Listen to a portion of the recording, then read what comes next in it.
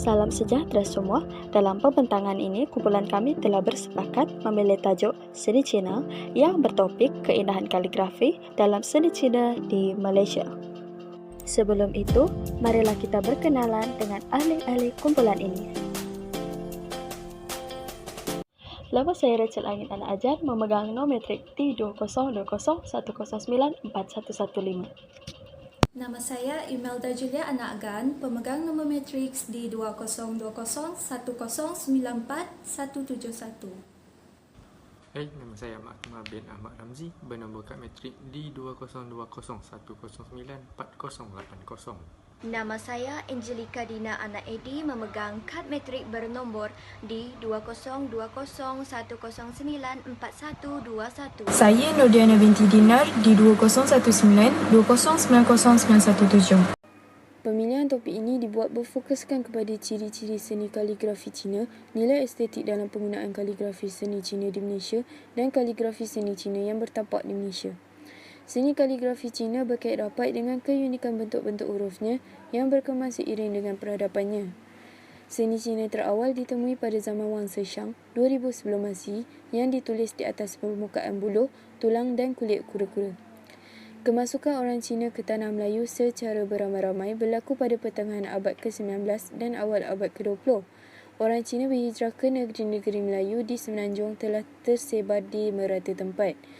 Sepanjang abad tersebut, bilangan penghijrahan orang Cina bertambah pantas, termasuklah perantau Cina ke Asia Tenggara. Dengan kumpulan penghijrahan Cina yang agak besar yang mendiami kawasan di sekitar Asia Tenggara, kebudayaan Cina, terutamanya kebudayaan tradisional Cina, telah berakar dan turut diwariskan, disebarkan dan dikembangkan di tanah Melayu.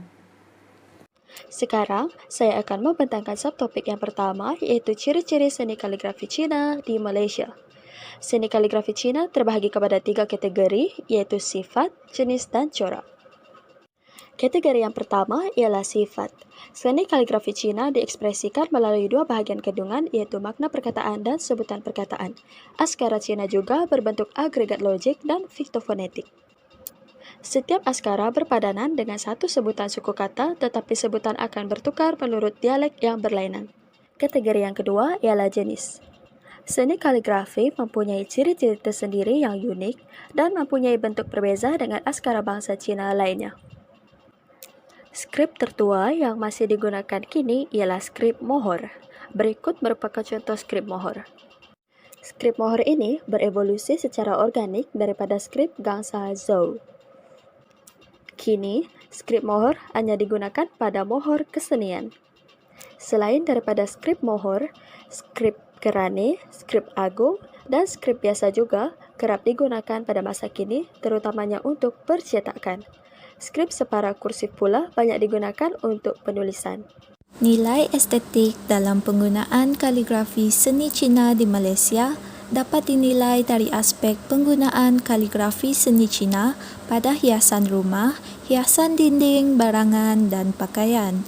Hiasan rumah yang mempunyai elemen kaligrafi seni Cina adalah seperti seni kaligrafi yang dihasilkan pada kertas, pasu bunga dan sebagainya. Kaligrafi yang dihasilkan pada dinding pula boleh dilihat pada dinding rumah ibadat kaum Cina yang terdapat di Malaysia. Selain itu, kaligrafi seni Cina juga dijadikan sebagai corak pada pakaian seperti baju kemejati dan pakaian tradisional. Bukan itu sahaja, malah pelbagai barangan yang terdapat di pasaran juga didapati mempunyai corak kaligrafi seni Cina. Penggunaan kaligrafi seni Cina di Malaysia masih diaplikasikan sehingga kini kerana kaligrafi seni Cina mempunyai pelbagai gaya, jenis dan corak yang menarik serta boleh dipermodenkan untuk dijadikan hiasan yang estetik dan mampu menarik perhatian orang ramai. Di Malaysia, penggunaan Simplified Chinese diterapkan dalam buku teks bahasa Cina di Malaysia dan dituliskan secara eksklusif dalam karakter ringkas serta diajar di sekolah. Karakter tradisional biasanya hanya diajarkan kepada mereka yang menggunakan kaligrafi sebagai aktiviti kokurikulum atau bahasa Kantonis sebagai kursus elektif di sekolah. Jenis-jenis kaligrafi ini jarang sekali digunakan kecuali kita sendiri yang ingin mempelajarinya. Zunshu. Penggunaan Zunshu sangat umum walaupun ekspresi berbeza dari satu kerajaan yang lain.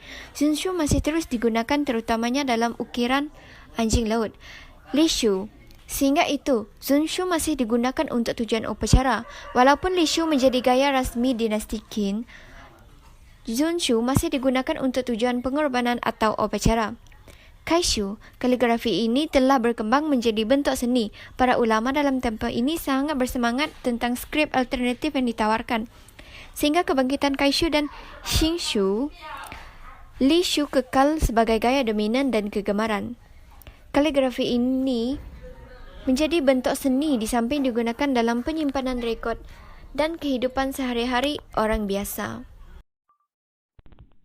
Secara kesimpulannya, terdapat pelbagai gaya keindahan kaligrafi seni Cina di Malaysia yang harus dihargai oleh masyarakat.